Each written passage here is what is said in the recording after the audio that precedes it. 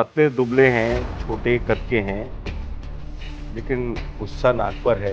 नहीं, वो सच था। मैंने बहुत मोल्ड किया अपने आप को, या परिस्थितियों ने मुझे काफी मोल्ड किया।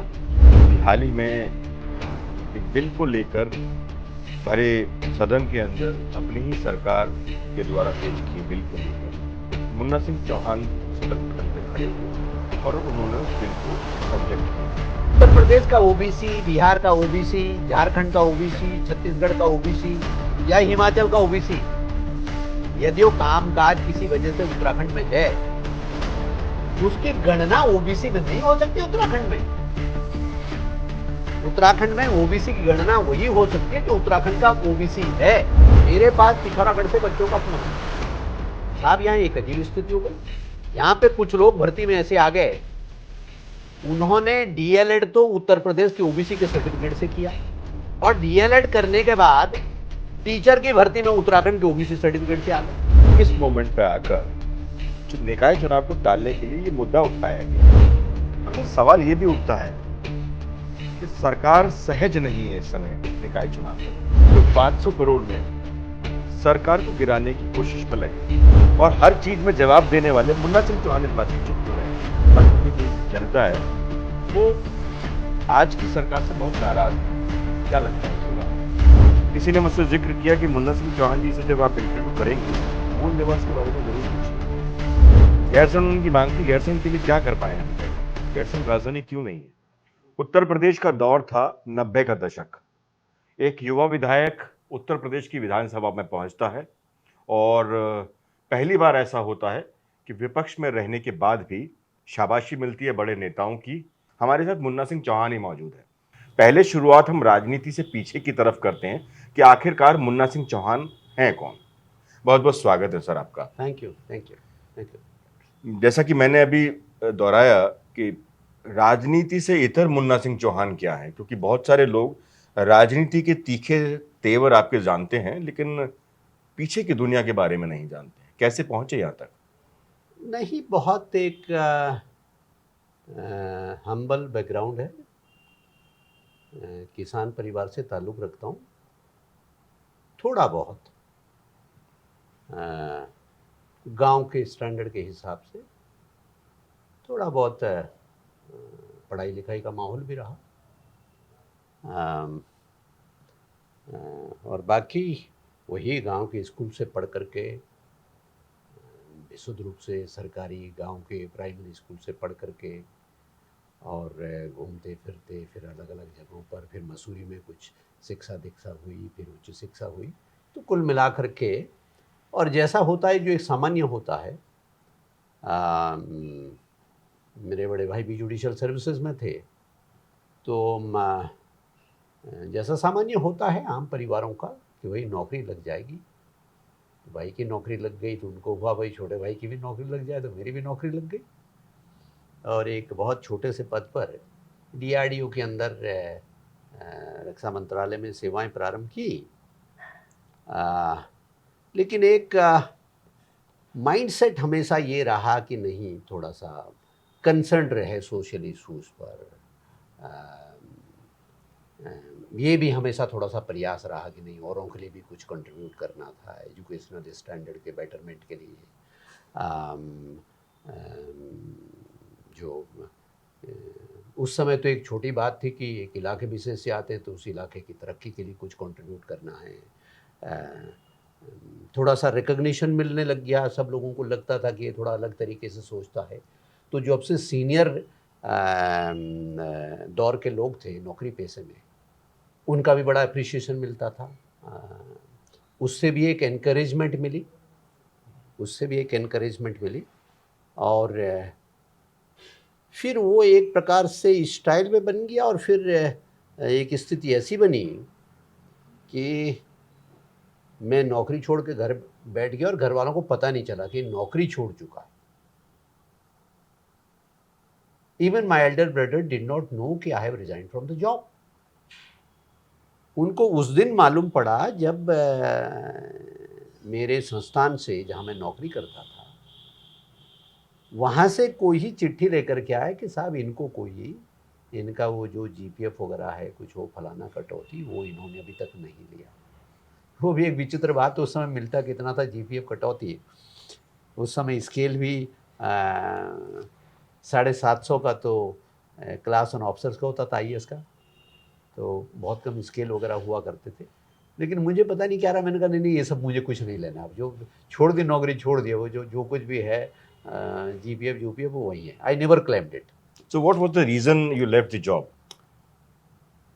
A passion and to do, मतलब उसको बहुत, अब तो जैसे बहुत रिफाइंड हो गया, द पैशन, द एक burning desire to contribute something to the society for the upliftment of the area, for the education, for the youth वगैरह, वो सब चीज़ें करने की। और बहुत सारे आंदोलन वगैरह भी चलाए। फिर वो एक प्रकार से राजनीति की शुरुआत जैसे हो गई, कुछ छात्रों का आंदोलन, कोई डिग्री कॉलेज का आंदोलन, फलाना ढिमकाना, जैसा होता है। मेरे बारे में भ्रांतियाँ बहुत सारे लोगों को है, लेकिन मैं कभी भी कोई बहुत बहुत बहुत प्रतिभावान छात्र रहा, बहुत एक्स्ट्रॉर्डिनरी छात्र, ऐसा कभी नहीं हुआ। मैं एक मीडियोक्र छात्र हूँ। हाँ, ये जरूर है कि मुझे अपने बारे में कॉन्फिडेंस का लेवल एक हमेशा रहा। सर, आगे बढ़ने से पहले एक चीज जो छूट गई है, मैं चाहता हूं उसको पूरा कर लिया जाए। आपने कहा आपकी नौकरी छूटी है, उसके बैकग्राउंड के बारे में भी आपने बताया। आमतौर पर जब ग्रामीण परिवेश होता है, किसान परिवेश होता है, तो ऐसे में माता पिता की ये अभिलाषा होती है, इच्छा होती है कि उनका बेटा अच्छी नौकरी पे गया है और वो छोड़कर ना आए। आपने छोड़ दी नौकरी, तो क्या घर परिवार को लेकर कुछ ऐसा माहौल रहा, तनावपूर्ण माहौल रहा, या नहीं, ब्रदर बिल्कुल का? नहीं, क्योंकि ऐसा था कि सौभाग्य से ये कहिए, मेरे ऊपर उस तरीके की तो कोई जिम्मेदारियां थी नहीं। मैं अपनी पीढ़ी का सबसे छोटा था, भाई बहनों में सबसे छोटा था। Elder brother is of course, वो मेरे लिए मतलब मैं जहाँ कहीं उनका बड़ा भारी योगदान है। मतलब वो माता पिता के बाद उनका बड़ा एक योगदान है। और वो जैसा होता है, उनको कभी लगता था कि वो फलाने हो जाएंगे, ढिमकाने हो जाएंगे, उन्होंने कहा तुमको ओआईएस का देना तो दे भी दिया। मैं इंसान, वो इत्तेफाक कहूँगा, मैं सौभाग्य से कहूँगा, दुर्भाग्य से कहूँगा। वो पहले बार ही शिमला कुछ साथी लोग कहने लगे चलो यार वहीं भर देंगे, घूम भी आएंगे। वो चले भी आए, वो दे दिया, वो प्रियो क्वालिफाई हो गया फर्स्ट अटेम्प्ट में ही। अब अपना तो कुछ ऐसा माइंडसेट था नहीं, तो मैंने एग्जाम देने ही नहीं गया। 10+2 के बाद ही जब मैंने 12th किया तो एक स्पेशल क्लास रेलवे अप्रेंटिसेस, वो हिंदुस्तान का सबसे टफ एग्जाम माना जाता था। उसमें पूरे देश में 14 ही सीटें होती थी, रेलवे का होता था। उसकी ट्रेनिंग उस जमाने में लंदन में होती थी। ओके। वो मैकेनिकल इंजीनियरिंग होता था रेलवे का, तो वो सबसे टफ एग्जाम भारत का माना जाता था। 14 सीटें कुल होती थी और 10+2 के बाद होती थी। और पहला 10+2 के बाद ऐसा एग्जाम था जिसमें बाकायदा 200 नंबर का इंटरव्यू होता था यूपीएससी में, और यूपीएससी कंडक्ट करता था। मैंने बैक टू बैक उस एग्जाम को 2 बार क्रैक किया। फाइनली मेरा नहीं सिलेक्शन हुआ, मैं 14 में नहीं आ पाया, कभी 17वें पे अटक गया, कभी 16वें पे आ गया। बट उसमें यह था कि 14 सीट के लिए 42-45 लोग टोटल पूरे देश में रिटर्न क्वालिफाई करते थे, तो 2 बार लगातार मैं उसको रिटर्न मैंने क्वालिफाई किया। समझ से परे है कि इतने मौके आपको मिले, उसके बाद भी आपने मौका राजनीति का चुना, और बड़ा मुश्किल डगर से चुना। जिस समय मैंने राजनीति का वो चुना, उस समय बिलीव मी, वो इतनी लंबी, अभी मुझसे अंधेरी सुरंग तो नहीं कहूंगा, बिकॉज मैं निराशावादी व्यक्ति नहीं हूं, आशावादी हूं, लेकिन वो इतना लंबा सफर था कि करने वाले मजाक करते थे कि अरे भाई चक्राता चूंकि होता था, और अजय दुर्ग था, 8 बार 7-8 बार के आदरणीय गुलाब सिंह जी वहाँ के विधायक थे, 4 बार के मिनिस्टर थे, 1 बार निर्विरोध भी बने थे। तो लोगों ने कहा इस इलाके के बड़े बड़े, राय बहादुर साहब, वहाँ एक चौंतरुशाना सिस्टम होता था जो ब्रिटिशर्स के एक वो होते थे, वो, और कौन कौन से लोग लड़े, राय साहब कहने लगे सबका बोरिया बिस्तर बंद है, कंधे में तौलिया लेकर के लड़का ये क्या करेगा। आई सेड कोई बात नहीं, भरोसा रखो, I will bring the change, and I brought the change. क्या चेंज आपको महसूस हुआ जो लाने की जरूरत थी और सबसे बड़ा पब्लिक चेंज ने तो ये है, गुलाब सिंह जी को छोड़कर आपकी तरफ भरोसा जताया? चेंज ये था कि उस समय तक ऐसा था पॉलिटिक्स का कि भाई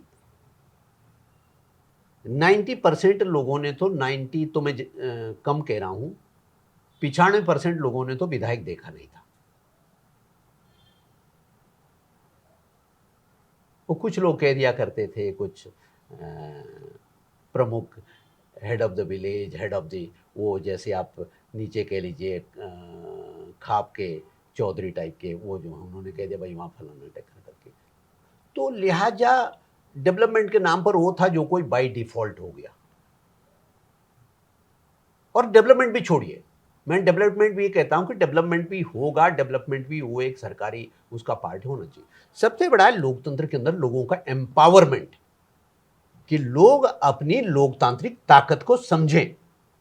वो सबसे पहले मैंने ये किया, यदि भी वो आज की चक्राता कॉन्स्टिट्यूंसी नहीं थी, तब की चक्राता कॉन्स्टिट्यूंसी में चक्राता भी था, विकासनगर भी था, सहसपुर भी था, 1/4 ऑफ मसूरी भी था, and part of Dehradun Kent भी था। ओके। उसका वो सारा एक ही कॉन्स्टिट्यूंसी थी, लेकिन फिर भी कोई गांव गली मोहल्ला ऐसा नहीं था जहां मैं नहीं पहुंचा, जहां लोग मुझे व्यक्तिगत शकल से नहीं पहचानते। तो पीपल फेल्ट अ चेंज। कैसे भी कोई एमएलए होता है।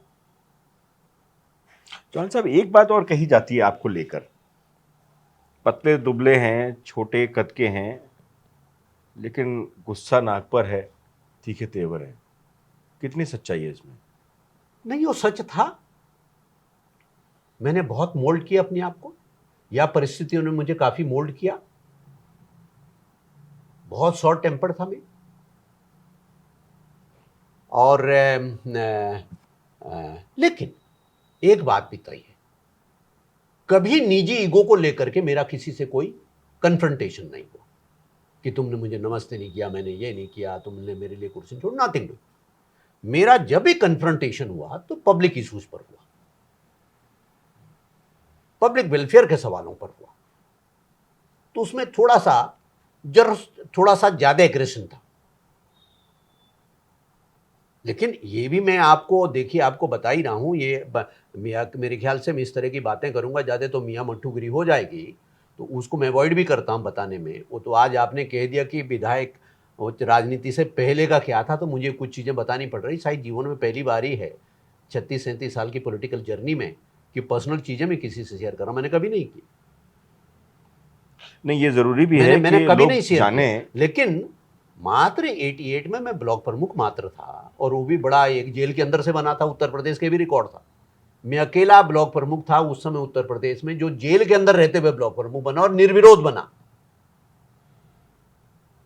और ऐसा ब्लॉक प्रमुख बनाना तो था, मुझे सेलेक्टेड मेंबर्स ने बना दिया, मुझे जनता ने। कैसे बना दिया? ऐसे बना दिया कि मुझे तो जेल भेज दिया। ब्लॉक प्रमुख का तो इनडायरेक्ट इलेक्शन होता है, मेंबर्स के द्वारा होता है। मेंबर्स को लोगों ने अपने यहाँ कैंप में लेकर के चले गए थे। मेरे पास तो कोई मेंबर था नहीं। पूरे विकास खंड की, पूरी ब्लॉक की जनता जनार्दन सड़क पे आ गई, और उन्होंने अपने गांव को, उस जमाने में प्रधान वोट करते थे ब्लॉक में, उन्होंने अपने गांव की जनता जनार्दन को हुक्मनामा जारी कर दिया कि जो प्रधान मुन्ना सिंह चौहान के साथ इस चुनाव में रहेगा उसे हम गांव में वापस नहीं आने देंगे, जो उसके साथ नहीं रहेगा। लिहाजा जो है, जिन जिन ने कैंप्स लगा रखे थे उनको इकट्ठा करके वो वहां से भाग भाग करके आ गए। मैं तो हथकड़ी पहन के जेल से नॉमिनेशन करने आया। मुझे मालूम था I am not a criminal. Public उसके लिए मुकदमे तो लग जाते हैं। नॉमिनेशन करके वापस जेल चला गया। रात को मुझे 10 बजे जेल का सुपरिटेंडेंट आता है, कह रहा सर आपको बधाई हो, कांग्रेचुलेसन। मैंने कहा किस बात की? कहने लगे रात को सर, नहीं सुबह सुबह आया, कहने लगा सर रात को कुछ लोग यहाँ जेल पे आए थे, तो जो मिलने का टाइम हो गया था, तब तक तो बैरेक्स बंद हो गई, तो रात को तो मैं आपको आके बता नहीं पाया। तो वो आए थे बताने कि आप निर्विरोध चुनाव जीत गए। तो this is how my journey started. लेकिन ये भी है कि मैं फिर वही कहता हूँ ऊपर वाले को कि ना मेरा कोई ऐसा बहुत जिसे कहना चाहिए कि बहुत ऐसा कोई प्रिविलेज बैकग्राउंड था, ना मैं कोई ऐसा बड़ा भारी आईआईटी का टॉपर रहा, मीडियोकर रहा हूँ, ठीक है। I hold a post masters degree in physics, वह ठीक है। लेकिन फिर रिकग्निशन बनती गई, मैं ब्लॉक प्रमुख ही था, तो उसी समय मुझे आईएएस एकेडमी मसूरी ने गेस्ट लेक्चर के लिए बुला लिया था। सर फिर उसके बाद आईएएस प्रोफेशनल्स का एक बैच आया, तो डिस्ट्रिक्ट मजिस्ट्रेट ने उनको कहा, भैया रूरल डेवलपमेंट के बारे में आपको बहुत एक इंसाइट वो करना है, तो कालसी में हमारे ब्लॉक प्रमुख साहब है, आप उनके साथ एक सेशन करिए। तो he send that entire batch of IAS professional to Kalsi block. फिर ये सब सिलसिला आगे सब चलता रहा। ये सब आपने सर अभी एक दौर बताया कि जेल में सुप्रिटेंडेंट ने आपको जानकारी दी कि आप ब्लॉक प्रमुख बन गए हैं। उससे पहले का जो वाकया आपने बताया कि पब्लिक ने अपने ही गांव के प्रधानों को ये कह दिया कि अगर मुन्ना सिंह चौहान के साथ नहीं है तो गांव वापस मत आइए। मतलब आप बात कर रहे हैं लोकतंत्र की। आज के ज़माने में उसको देखते हैं लोकतंत्र को, क्योंकि आज ऐसा लगता है कि लोकतंत्र से ज़्यादा राजतंत्र जैसी कंडीशन पैदा होती चली जा रही है। If I am not wrong. नहीं, ऐसा भी नहीं है, लेकिन बेसिकली क्या होता है कि दो चीजें होती हैं। सडन स्पर्ट ऑफ मूवमेंट या अचानक सपोर्ट की वेव आपके लिए किसी मुद्दे पर डिसेप्शन से भी आ सकती है, गुमराह भी हो सकते हैं, उसमें भी आ सकती है, लेकिन उसको सस्टेन करना बड़ी चुनौती होती है। मान लीजिए मैं बहुत जिम्मेदारी पूर्वक, गैर जिम्मेदारी पूर्वक कोई बात कहती हूं, उसमें भी सडनली कोई आपको सपोर्ट आ सकती है, लेकिन gradually people will get to know you. मैं एक चीज और भी कहता हूं, जिसको आपने कहा कि आपका गुस्से हो रहता हो सकता है उसका मुझे नुकसान भी हो, सच बात है। शुरुआती दौर में जब मैं मेन स्ट्रीम की पार्टीज में आया,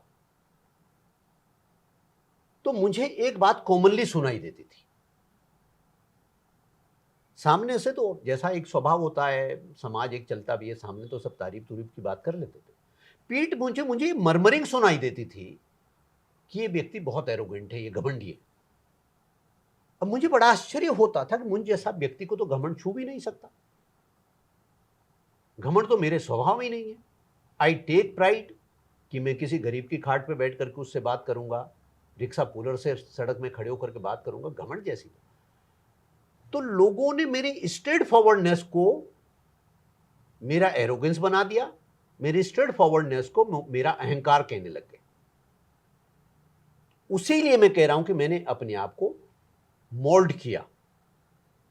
मैंने कहा भाई अब दुनिया को तो मैं नहीं बदल सकता, मुझे अपने आप को बदलना होगा। लेकिन फिर भी उस जिसे आपने कहा था कि नाक पे गुस्सा, तो उसको मैं ये कहूंगा कि मैं अभी भी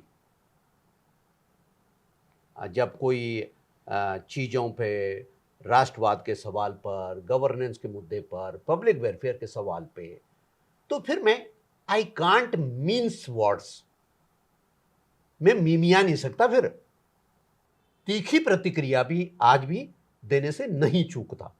सर ये बात तो ये मेरे कैरेक्टर में है। ये कैरेक्टर और ये बात अभी हाल ही में विधानसभा पटल में भी देखी गई। अभी हाल ही में एक बिल को लेकर भरे सदन के अंदर अपनी ही सरकार के द्वारा पेश किए बिल को लेकर मुन्ना सिंह चौहान सदन पटल पे खड़े हुए और उन्होंने उस बिल को ऑब्जेक्ट किया। बिल प्रवर समिति को भेजा गया। आपके कई बार ये बयान आए हैं इस मुद्दे को लेकर, पर आम पब्लिक उस आम भाषा में इस बात को समझना चाहती है कि आखिर वो मामला है क्या, जो आसानी से उनकी समझ में आ सके। देखिए, नंबर एक तो मैं स्पष्ट करूं, ऐसा कोई पूर्व निर्धारित स्ट्रेटेजी नहीं है। किसी को लगा होगा शायद चुनाव टालने के लिए इन्होंने ऐसा करा, किसी को लगा होगा कि किसी नाराजगी को व्यक्त करने के लिए, नहीं। मेरा थोड़ा एक स्वभाव रहता है, मैं हाउस के मामले में जैसे मान लीजिए हमारे नए मेंबर भी, क्योंकि ऐसा स्वभाव मेरा ऐसा रहता है कि मेरे सीनियर्स ने मुझे ऐसे ही गाइड किया, cutting across the party line भी कई बार। जैसे मैं कहता हूं कि मेरे पार्लियामेंट्री स्किल को आर्टिकुलेट करने में केसरीनाथ त्रिपाठी जी का बड़ा भारी योगदान है। वो स्पीकर हुआ करते थे। ये मेरा सौभाग्य रहा कि 2 बार मैं यूपी में लेजिस्लेटर और दोनों बार मेरे स्पीकर, हाउस के स्पीकर केसरीनाथ त्रिपाठी जी, जो एक रिनॉन्ड अधिवक्ता भी थे, कॉन्स्टिट्यूशनल लॉ के, इलेक्शन लॉ के, और स्पीकर भी थे, और बहुत विद्वान व्यक्ति। उन्होंने मेरे को, मेरे पार्लियामेंट्री स्किल को जिसे कहना चाहिए तराशने में बड़ी भूमिका अदा की। तो मुझे लगता है कि ये ड्यू है हमारे ऊपर सोसाइटी को पे बैक करने का।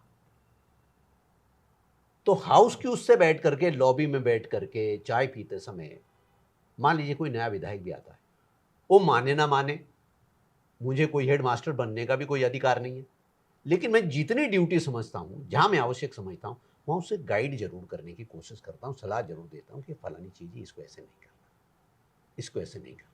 वही मेरा हाउस के अंदर भी रहता है कि मान लीजिए भी क्वेश्चन आवर है। आपने देखा होगा कि सामान्यतः मैं मेरे खुद के क्वेश्चन कम लगे हुए होते हैं, मैं लगाता ही नहीं बहुत सालों से, लेकिन मैं बहुत अटेंटिवली दूसरे माननीय सदस्यों के जो प्रश्न हैं उसमें पार्टिसिपेट करता हूँ। और विशेष रूप से जब मुझे कोई लगता है कि कोई नया सदस्य है या जिसने इंपॉर्टेंट प्रश्न है, वो पब्लिक वेलफेयर की कोई इंपॉर्टेंट बात उसमें पूछना चाह रहा है, लेकिन वो प्रश्न को आर्टिकुलेट नहीं कर पा रहे हैं, ठीक से पूछ नहीं पा रहे हैं, तो मैं सप्लीमेंट्री के रूप में इंटरवीन करता हूं, उस मेंबर को भी फैसिलिटेट करता हूं और सरकार को भी मौका देता हूं इस बात के लिए कि वो पब्लिक वेलफेयर का जो एंगल उसके अंदर है वो सामने आए। क्योंकि केवल प्रश्न पूछने के लिए प्रश्न नहीं पूछा जाता, उसके अंदर पब्लिक वेलफेयर का एंगल होता है, क्योंकि एक प्रश्न को लगाने में और उस सारी सूचना जुटाने में बहुत खर्चा होता है सरकार का। तो ये एक इंपॉर्टेंट बात समझने की। तो ये मैं अपने विधायकों से मित्रवत व्यवहार के दौरान ये सब बातें करता भी, उसी का पार्ट था ये कि हमें लगा क्या, मैंने थोड़ा सा इसके बारे में, जब विधायक दल की बैठक थी सुबह, तो उसमें भी चर्चा की थी, और मैंने यहां तक कहा कि चुनाव 15 दिन पहले हो जाए, 1 महीना पहले हो जाए, उससे ज्यादा महत्वपूर्ण यह है कि हम लॉ मेकिंग में, लेजिस्लेशन में कोई बड़ी खामी न छोड़ दें जिसका नुकसान आगे चल करके स्टेट को हो। तो ये जो आपने सवाल पूछे बहुत गंभीर वैधानिक प्रश्न है। होता क्या है, आप लिखते हैं दिलीप सिंह राठौर, मैं लिखता हूं मुन्ना सिंह चौहान, लेकिन जाति का for the purpose of reservation, for the purpose of this kind of A benefit, जाति का स्टेट स्पेसिफिक है, ये कोर्ट्स के ऑर्डर्स और कॉन्स्टिट्यूशनल स्कीम कहती है। मसलन एक जाति जो उत्तर प्रदेश में, जो पड़ोस के हिमाचल में शेड्यूल कास्ट है के रूप में वो एनलिस्टेड है, वो जाति उत्तराखंड में ओबीसी है। एक जाति जो पश्चिम बंगाल में शेड्यूल कास्ट है, वो यहां पर शेड्यूल कास्ट नहीं है। एक तो ये विषय है कि स्टेट स्पेसिफिक है, बनगुजर हिमाचल में शेड्यूल ट्राइब है, उत्तराखंड में बनगुजर ओबीसी है। इसी संदर्भ में मैंने ये कहा था, जिसका कुछ लोगों ने समझ की कमी की वजह से विरोध किया, शब्द पकड़ लिए। जैसे हमारी एक बहुत शांति प्रिय कम्युनिटी उधम सिंह नगर में रहती है, बंगाली कम्युनिटी, तो उसमें एक कम्युनिटी है नमो शूद्र, उनको बाकायदा 65 और 70 के दरमियान सरकारों द्वारा वहाँ बसाया गया। तो जाहिर तौर पे आज वो हमारा पार्ट है और इज्जत सम्मान के साथ उनको हक है वहाँ पर रहने का, सरकारों द्वारा बसाया गया। लेकिन वो चूंकि मैंने कहा कि वहाँ रह रहे हैं, किसी को आपत्ति नहीं, उसको कुछ लोगों ने कटपेश जैसा करके, जैसे मैं ये कह रहा हूँ कि वो किसी के एज रहमो करम पर वहाँ रह रहे हो, जिसपे वो कहा तो मैंने कहा भाई नहीं, यदि किसी की भावना को है तो मेरा ऐसा उद्देश्य नहीं था, ऐसा कोई कहने का उद्देश्य। मैंने दृष्टांत ये लिया था, संदर्भ उस कम्युनिटी का इस रूप में आया था कि जब मैं उत्तर प्रदेश में 96-97 में विधायक था तो बाकायदा उत्तर प्रदेश सरकार में ये विषय आया, यहां से परसू हुआ कि नमो शूद्र कम्युनिटी पश्चिम बंगाल में शेड्यूल कास्ट है। तो एक केस बनाया गया कि चूंकि ये पश्चिम बंगाल में शेड्यूल कास्ट, इसलिए उत्तर प्रदेश के उधम सिंह नगर में कम्युनिटी है, वहां पर भी उनको शेड्यूल कास्ट का दर्जा दिया जाए। Matter was refer to the government of India, the registrar general of registrar general and registration commissioner, RGI जिसको बोलते हैं। वहां से टेक्निकल ग्राउंड में टर्न डाउन हुआ, उसमें कहा गया कि कॉन्स्टिट्यूशन शेड्यूल कास्ट ऑर्डर 1950 के चैप्टर 19 में जो पश्चिम बंगाल के बारे में, उसकी एंट्री नंबर 46 पर नमो शूद्र कम्युनिटी शेड्यूल कास्ट अंकित है। ये पश्चिम बंगाल के बारे में है। This does not apply to Uttar Pradesh उस समय, और ना इसकी कोई एनालॉजी ड्रॉ की जा सकती है।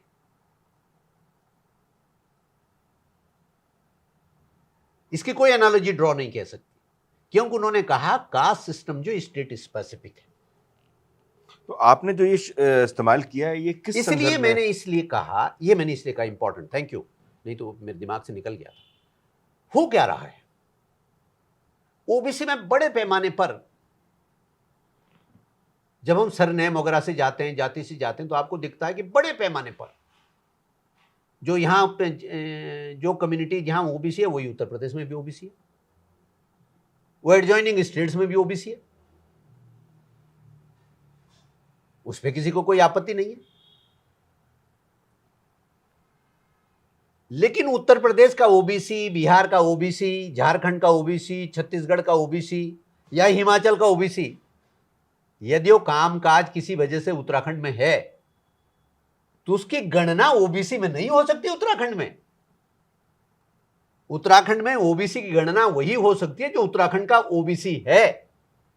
उसका मैंने उदाहरण देते हुए कहा कि माना जी आप मुसलमान कम्युनिटी में कहेंगे अंसारी ओबीसी हैं, उत्तर प्रदेश में भी उत्तराखंड में भी, लेकिन कौन सा अंसारी, उत्तराखंड का अंसारी कि उत्तर प्रदेश का बिजनौर का अंसारी? मैंने उदाहरण देके कहा ना कि देहरादून का अंसारी या बिजनौर का Ansari. You are required to make a difference between the two. उसी प्रकार से मैंने कहा यादव ओबीसी हैं, कहां का यादव, उत्तराखंड का यादव या आजमगढ़ का यादव? जब आप गणना करेंगे तो आप उत्तराखंड के यादव को, उत्तराखंड के अंसारी को ओबीसी में ले सकते हैं, उत्तर प्रदेश के अंसारी की गिनती आप यहां पर ओबीसी में नहीं कर सकते। ये मैं नहीं कह रहा हूं, दिस ए कॉन्स्टिट्यूशनल प्रोविजन।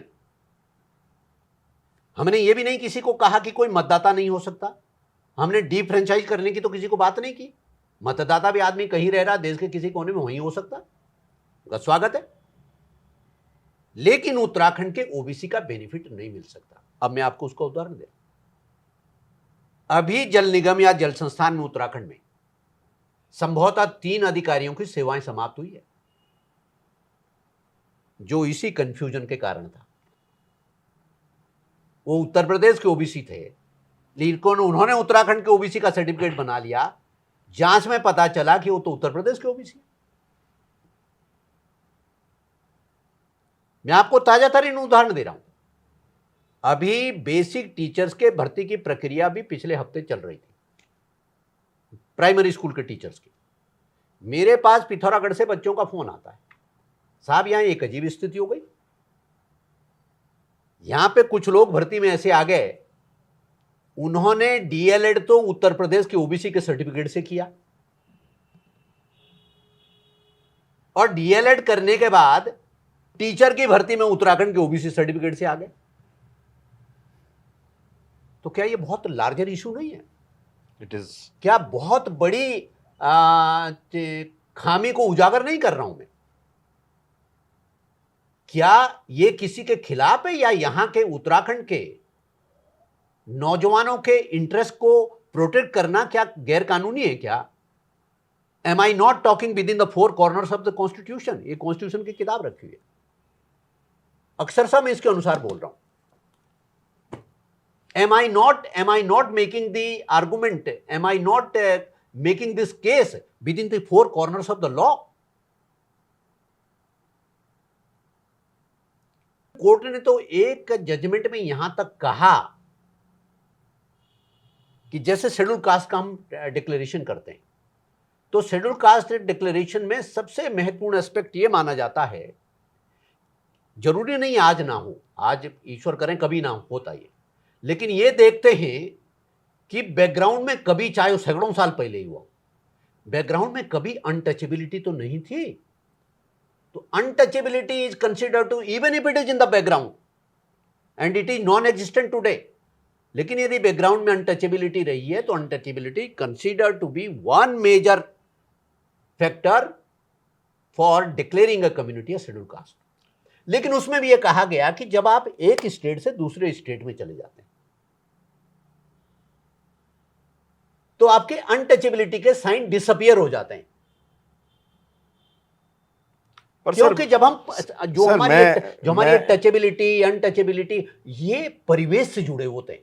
मैं सर आपकी बात यहां रोकूंगा इस बात के लिए।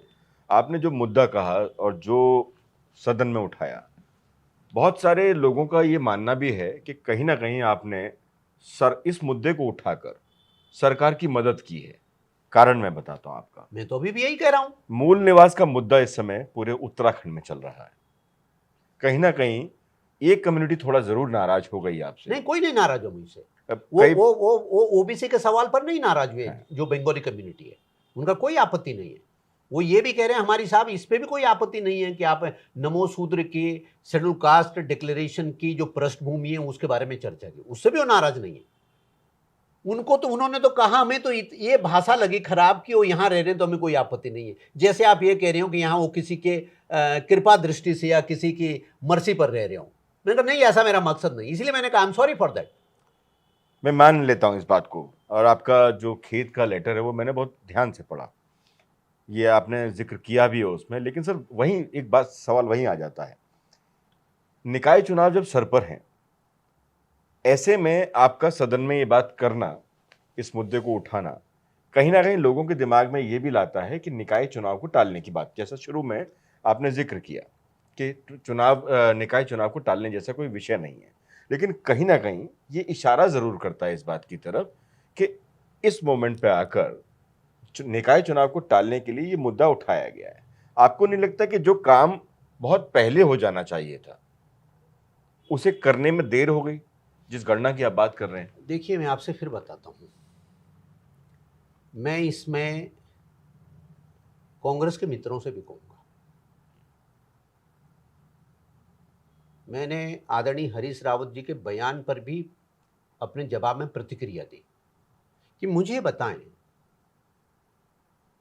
एक महीना पहले निकाय चुनाव हो जाए वो महत्वपूर्ण है कि खामी को दूर करके एक महीने बाद, 1.5 महीने बाद या 15 दिन बाद चुनाव हो, वो ज्यादा इंपॉर्टेंट है। खामी को दूर करना मेरे दृष्टि में शायद पहला इंपॉर्टेंट है। और आज ही उस सेलेक्ट कमेटी की बैठक थी, पहली बैठक, जिसको ये बिल रेफर हुआ, और बहुत गंभीर चीजों पे आज भी समिति के अंदर चर्चा हुई, और अगले मीटिंग में और गंभीर चर्चा इसमें होने जा रही है। उसमें कुछ हमने कमीशन के पदाधिकारियों को भी उपस्थित होने के लिए अनुरोध किया है। पर सर सवाल ये भी उठता है कि सरकार सहज नहीं है इस समय निकाय चुनाव करवाने में। नहीं, ऐसी कोई बात नहीं है। पहले नहीं होना चाहिए? नहीं, बिल्कुल नहीं है। सरकार तो निरंतर, बल्कि सरकार एक प्रकार से जब तक इस मुद्दे को उतना गंभीर नहीं समझा तब तक तो सरकार का पोस्चरिंग ये थी कि जैसे ये कह रहे हो कि भाई साहब इसको फटाफट जल्दी करा दो। और अभी भी माननीय मुख्यमंत्री जी का अनुरोध है कि कमेटी अपनी प्रोसीडिंग जितनी जल्दी कर दे तो उतना अच्छा होगा। बिल्कुल नहीं, हम सभी चुनाव चाहते हैं। कानपुर से निर्दलीय विधायक हैं उमेश कुमार, उन्होंने भरे सदन में एक बात उठाई, बड़ी सनसनी फैलाने वाली बात थी और बड़ी गंभीर भी बात थी कि कुछ लोग 500 करोड़ में आपकी हंसी पीछे बहुत कुछ कह रही है। सवाल है कि कुछ लोग 500 करोड़ में सरकार को गिराने की कोशिश में लगे हुए हैं। आप भी उसी सदन का हिस्सा हैं। क्या लगता है आपको, क्या सदन में बैठे हुए लोगों को सवाल नहीं करना चाहिए कि ये ऐसा क्यों हुआ, साक्ष्य नहीं मांगने चाहिए, या स्पीकर को या सरकार को? और हर चीज में जवाब देने वाले मुन्ना सिंह चौहान इस बात पे चुप क्यों रह गए? नहीं, मैं बिल्कुल इस पर कर रहा हूं। मैं तो वर्ड्स मीन्स करता ही नहीं हूं। मैं आपको बता रहा हूं, जब उमेश जी ने बोलना शुरू किया तो उन्होंने अलग विषय पर बात की थी। उन्होंने कोई गुप्ता बंधु फलाना उस विषय को लेकर के लंबी चौड़ी चर्चा की, और साउथ अफ्रीका पता नहीं कहाँ कहाँ का वहाँ ऊपर कूड़ा कचरा फलाना ढिमकाना, उन्होंने ये सब बातें की। आदि मैंने बात ये सुनी। उसके बाद मैं हाउस से लॉबी में चला गया, कहीं चला गया। मैंने वास्तव में ईमानदारी के साथ ये जो 500 करोड़ वाली बात थी, ये मैंने हाउस में नहीं सुनी। नहीं तो ये बात सच है, ये बात सच है। मैं 100% इंटरवीन करता, 100% इंटरवीन करता, and I would have sought a clarification on this। अगर आप वहां होते लेकिन मैं तो क्या सवाल होते? 100% क्लैरिफिकेशन। लेकिन चूंकि विधायक तो विधायक होते हैं, सभी विधायकों को अधिकार है, सभी विधायक एक जैसे ही होते हैं। तो जब मुझसे ये बातें कई साथियों ने कही, तो दूसरे दिन मैंने लॉबी में जरूर अमुक मित्र से कहा कि भाई वो 500 करोड़ किस किस को गए यार, बता तो दो। तो बहुत गंभीर बात थी। सदन के अंदर इतनी गंभीर बात होना बहुत बड़ी बात थी। इस पे चेयर भी इंटरवीन कर सकती थी, और माननीय सदस्य भी चेयर से आग्रह कर सकते थे। ये यदि ये आरोप भी है तो भी ये बड़ा आरोप है। ये 70 विधायकों के ऊपर आरोप है। उनकी इंटीग्रिटी डाउटफुल बनाता है। हम बिकने थिकने के लिए हाउस में नहीं गए हुए।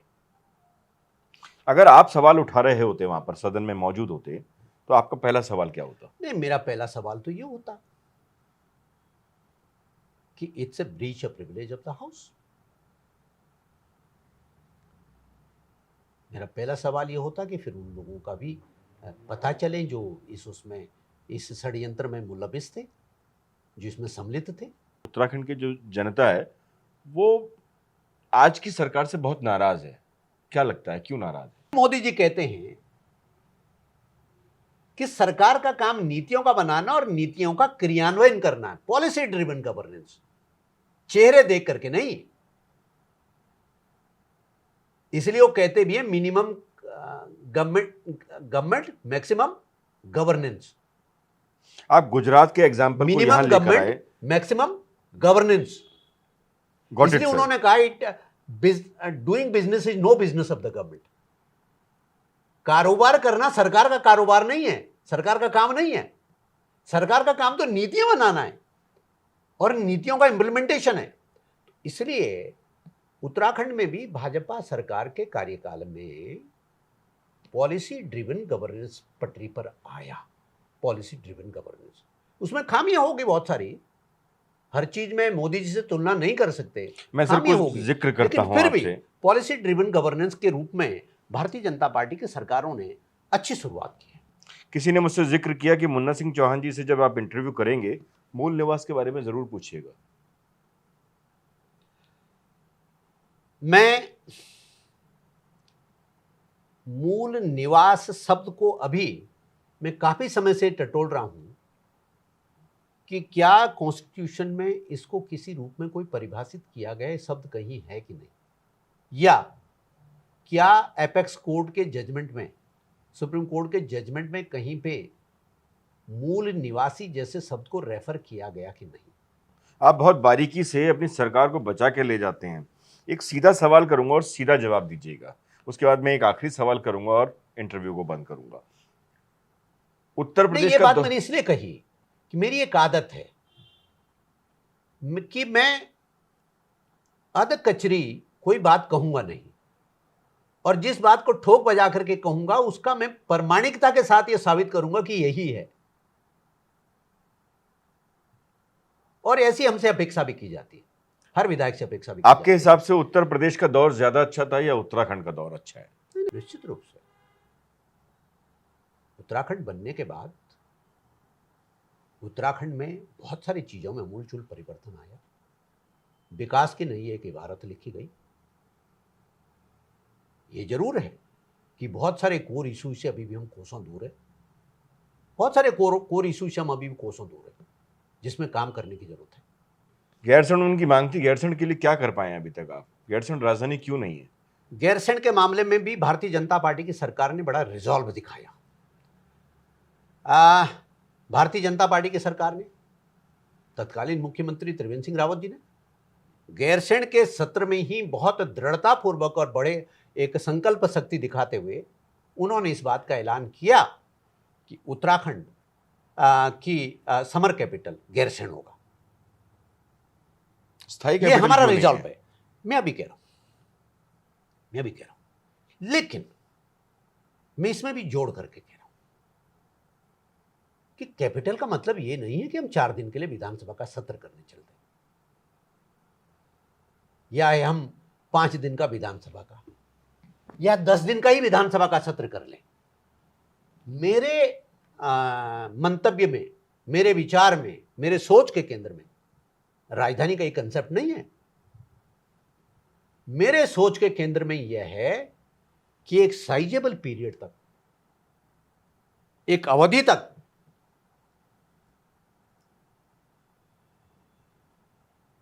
वो फंक्शनल कैपिटल हो। मैं शब्दों के चयन के मामले में बहुत पर्टिकुलर हूं।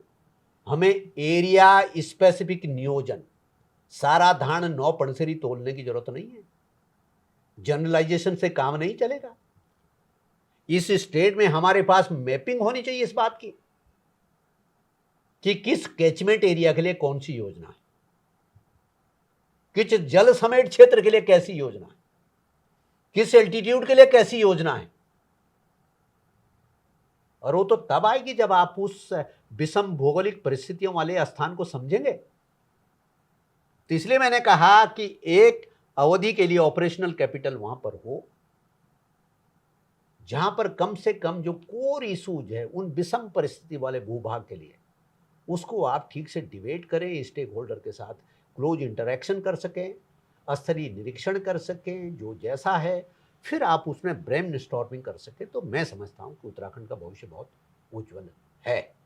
मेरे सहयोगी ने एक सवाल किया मुझसे जब मैं आपसे इंटरव्यू करने के लिए चल रहा था कि मुन्ना सिंह चौहान के पास कोई मंत्रालय नहीं है, मंत्री नहीं है, आप उनसे किस विभाग की बात करेंगे? तो मैंने वहीं से सोचा कि यही मेरा सवाल है। मुन्ना सिंह चौहान यूपी के समय से विधायक रहे, सीनियर विधायकों में से एक हैं, सरकार का वक्तव्य रखने में सबसे आगे माने जाते हैं, फिर वो सरकार का हिस्सा क्यों नहीं है?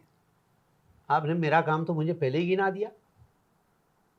क्या जो काम आपने मेरे बारे में गिनाए, यदि वो सच है, यदि वो झूठी प्रशंसा नहीं है, तो क्या मुझे संतुष्ट होने के लिए और खुश होने के लिए पर्याप्त नहीं है?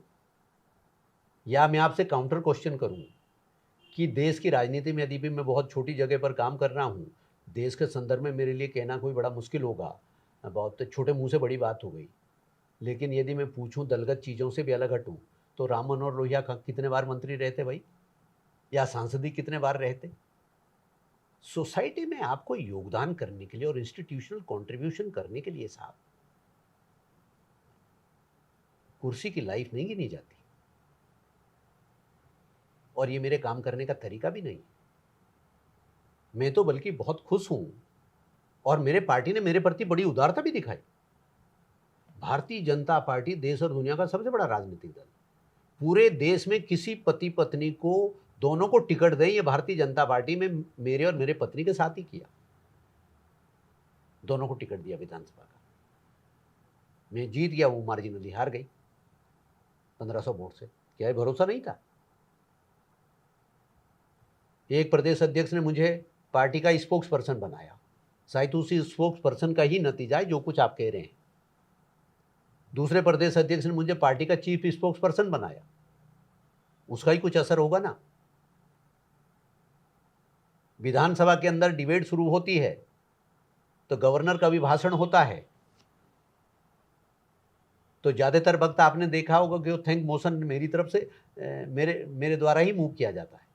आपके साथ तो कुछ सर तो चर्चाएं, इसलिए देखिए मैं बड़ी साफ कहता हूं कि, और जहां तक ये जो आपने कहा कि कौन मंत्री बना कौन नहीं मंत्री बना, मैं कहूं मैं बनना नहीं चाहता था तो अभी आप बाहर जाकर के कैसे बनाया, किसी ने अंगूर खट्टे हैं। तो मैं ऐसा कोई हास्यास्पद बात भी या कोई हंसी का पात्र बनने के लिए भी वो भी मेरे स्वभाव में नहीं। मैं इतना जानता हूं कि इतना डिसिप्लिन तो मुझे अपने अंदर लाना ही पड़ेगा। जैसे हम कहते हैं कि party boss is always right, तो मैं डेमोक्रेटिक सेटअप में और भारतीय जनता पार्टी जैसे पार्टी में जहां हम कहते हैं country first, party second and self last, तो इतने डिसिप्लिन पार्टी में ये तो मुझे कहना ही चाहिए कि party is the boss and boss is always right. ये पार्टी के नेतृत्व का काम है कि मुझे कौन सा रोल देना है। हाँ, मैं ये जानता हूं, मेरी एक ही डिमांड रहती है, मैं वर्कहोलिक किस्म का आदमी, मुझे काम करने के लिए कैनवास बड़ा चाहिए होता। मुन्ना सिंह चौहान विधायक हैं और बहुत समय से विधायक है, यूपी से और उत्तराखंड में भी विधायक हैं। काफ़ी चर्चा की और खुले तौर पर बोलने के लिए वो पहले से ही प्रसिद्ध हैं। इस बार भी उन्होंने हर बात पूरी तरह से खुले तौर पर की। 500 करोड़ में सरकार गिर रही है, इस मुद्दे पर भी उन्होंने खुलकर बात की और आखिरकार उन्होंने बात की कि वो मंत्री अगर नहीं हैं तो भी बहुत सारे विभाग उनके पास है, भले वो डायरेक्टली ना सही, इनडायरेक्टली ही सही। आज के लिए बस इतना ही। नमस्कार।